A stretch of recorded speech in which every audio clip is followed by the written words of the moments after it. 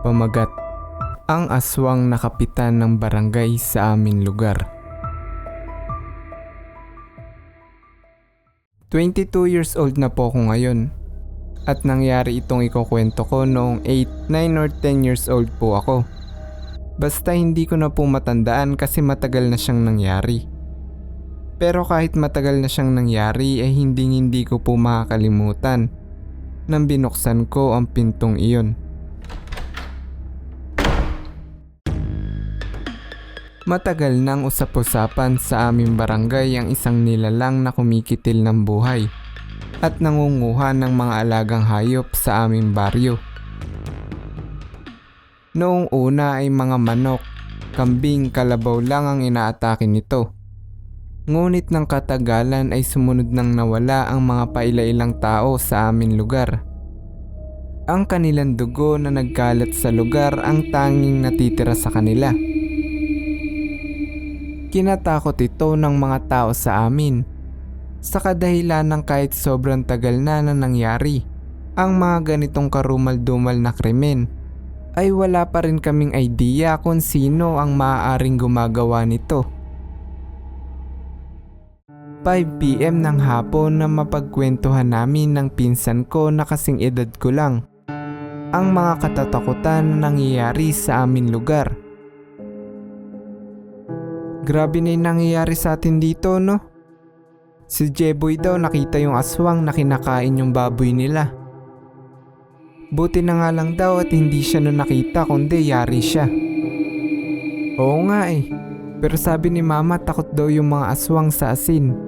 Kaya nga lagi akong may dalang supot ng asin sa bulsa ko para pag nakita ko sila, boom, yari sila sa akin.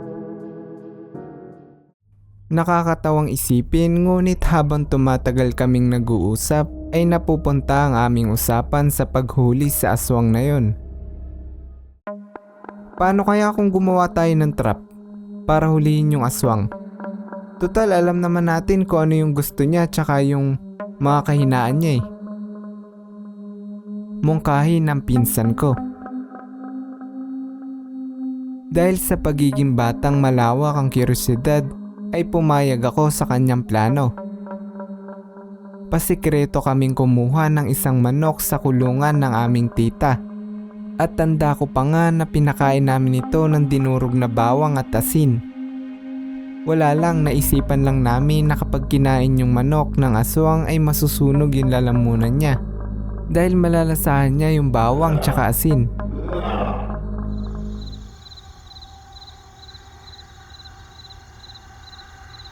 Pagsapit ng gabi ay kaagad kaming tumakas sa aming bahay upang pumunta sa gubat.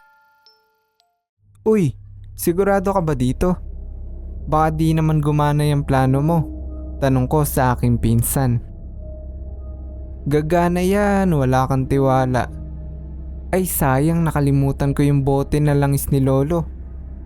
Sabi niya pag daw kumukulo yung langis, papalapit na yung aswang. Pero mukhang hindi naman natin kailangan yun.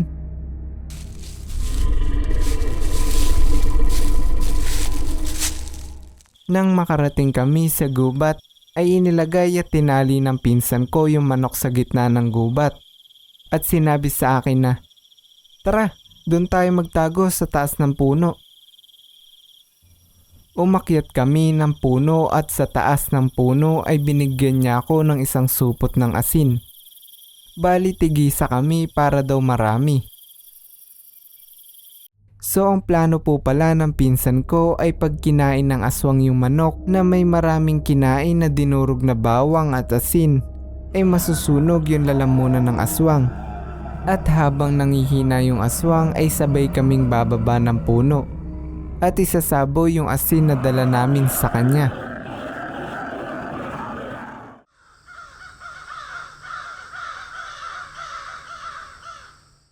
Dumaan ng ilang mga oras at wala pa ring nangyayari sa aming plano. Insan, nilalamok na ako dito tsaka inaantok na rin ako. Baka hindi trip gumala ng aswang ngayon kaya tara na kaya. Oo nga eh. Sige tara. Bumaba kami ng puno at kinuha ang manok na aming tinali at naglakad pa uwi. Sayang kung nagpakita sana yung aswang na yun, patay siya. Kaya nga nasan kaya yung aswang na yun? Sayang ng oras natin dun ah. Habang kami ay nagkukwentuhan ay naaninag namin si Kapitan sa malayo. Uy, si Kapitan, rumoronda, tawagin mo. Kapitan, nandito po kami. Patakbo kaming lumapit kay Kapitan.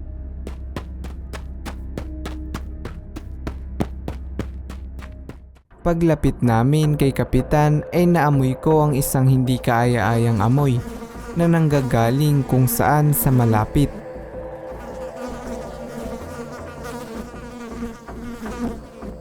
Ngunit hindi ko na ito pinansin at tinanong si Kapitan ng, Kapitan, ba't mag-isa ka lang? Nasaan yung mga kasama mo? Delikado dito mag-isa, Kapitan. Baka kainin ka ng aswang, sige ka. Kayo talaga mga bata kayo. Hinahanap ko lang dito sa gubat yung singsing ko. Nahihirapan nga akong hanapin yun kasi medyo malabo na yung mga mata ko. Baka maaari niyo akong tulungan. Yun lang ba, Kapitan? Sige, basta may pamerienda ka dapat sa amin bukas ha. Oo, ako bahala sa inyo. Bago kami magumpisang maghanap ay sinabi ko sa kanila na alam nyo, mas madali natin mahanap yun kung may malakas tayong flashlight. Hintayin nyo ako ha. Kukunin ko lang yung flashlight sa amin.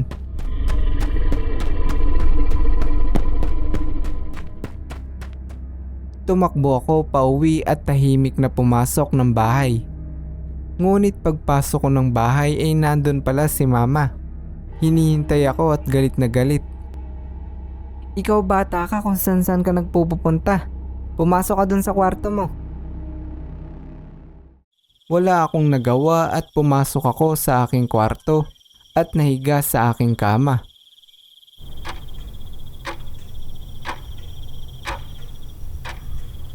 Nang dumaan ng ilang minuto ay hindi ko na malayan na inantok na pala ako at nakatulog.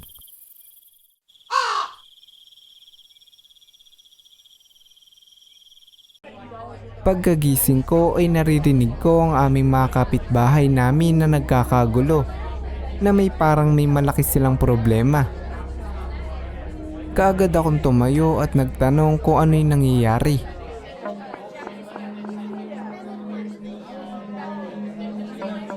At doon ay nalaman kong nawawala daw ang pinsan ko. Sinabi ko naman kay Mama na kasama ko lang si Insan kagabi. Nandun pa nga si Kapitan Ay oo nga, baka nagme-merienda na yung mga yon. Sige ma, punta lang ako kila Kapitan.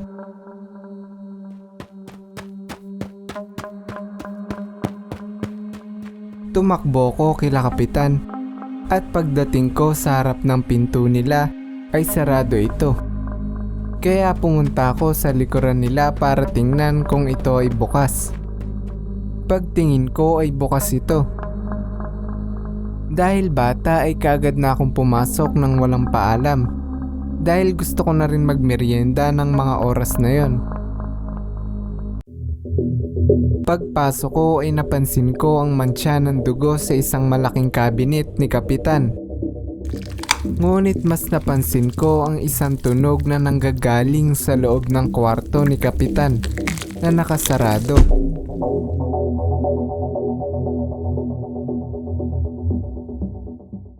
Kapitan, nandyan ho ba kayo?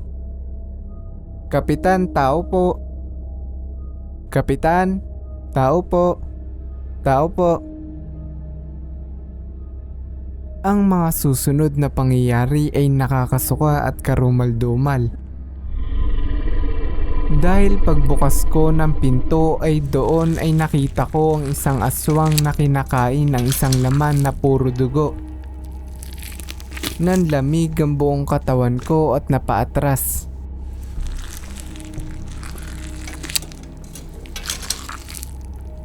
Naalala ko yung pinsan ko kaya naman sinubukan ko siyang hanapin kahit nanlalambot ang mga tuhod at katawan ko.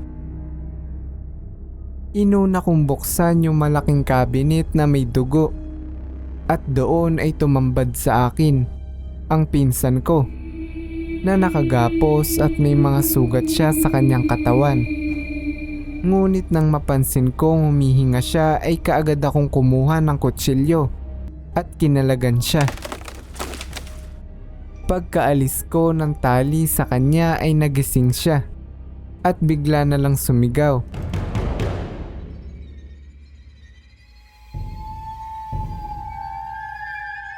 Kaagad kong tinakpan ng kanyang bunganga at sinabing, "Uy, insan, ako to. Huwag ka maingay, ililigtas kita." Alam kong narinig ng aswang ang sigaw ng pinsan ko. Kaya naman kaagad ko siyang pinatago sa loob ng cabinet at ako ay nagtungo sa ilalim ng lamesa upang magtago. Naririnig ko ang nakakatakot na tunog ng aswang na papalapit sa cabinet na kinaroroonan ng pinsan ko. Biglang nanlamig ang katawan ko at bumagal ang oras nang makita ko ang aswang na iyon na akmang bubuksan ng cabinet na pinagtataguan ng pinsan ko.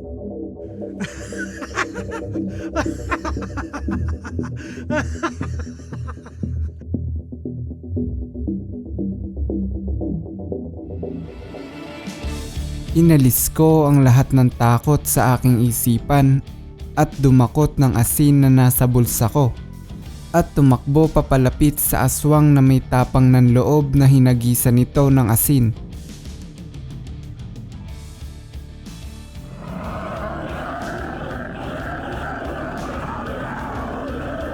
Habang humihiyaw sa sakit ang aswang ay kaagad kong inalalaya ng aking pinsan upang kami ay kaagad na makaalis sa lugar na yon habang nanghihina pa ang aswang.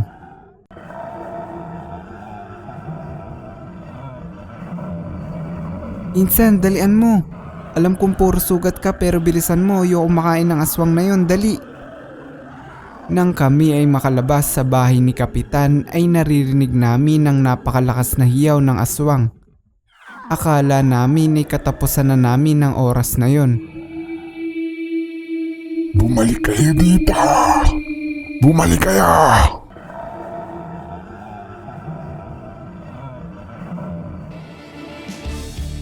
Nambuti na lang ay nakita namin ang magulang namin kasama ang aming mga kapitbahay na may dalang mga itak.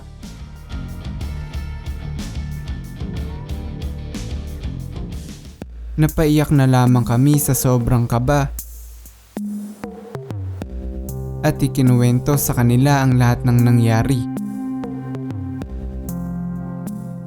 Simula noong araw na yon ay hindi na namin muli pang nakita si Kapitan at ang ilan niyang mga tanod.